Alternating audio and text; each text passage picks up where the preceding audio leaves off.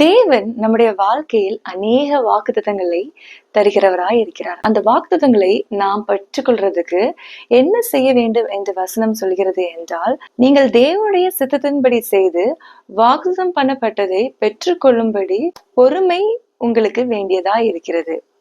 2 காரியங்களை இங்கே குறிப்பிட்டிருக்கிறதை நாம் பார்க்க முடியும்.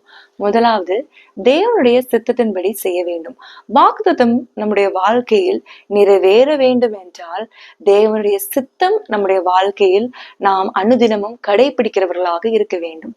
2வது, நாம் செய்ய வேண்டிய காரியம் என்னவென்றால் பொறுமை நமக்கு வேண்டியதா இருக்கிறது.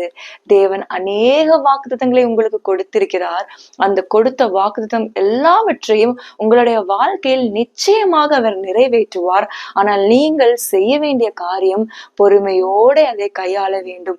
பொறுமையோட நீங்க காத்திருக்கும் போது மகத்தான வாக்குத்தத்தங்களை நீங்கள் சீக்கிரமாக துரிதமாக சுதந்திரித்து கொள்ள போகிறீர்கள். எல்லாவற்றிற்கும் மேலாக தேவன் நமக்கு பரலோகத்தை வாக்கு பண்ணியிருக்கிறார்.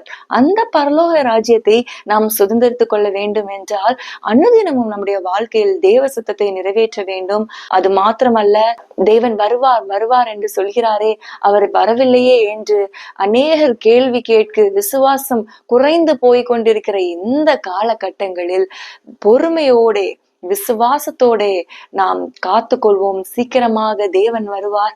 நாம் தேவனோடு இணைந்து நித்திய காலமாக வாழ போகிறோம். இந்த நாளிலும் இந்த 2 காரியங்களை நாம் நினைவில் வைத்து தேவனுடைய சித்தத்தை செய்வோம், பொறுமையோட இருப்போம், வாக்குத்தத்தங்களை சுதந்திரித்துக் கொள்வோம். கர்த்தர் தாமே நம்மை ஆசீர்வதிப்பார். God bless you all.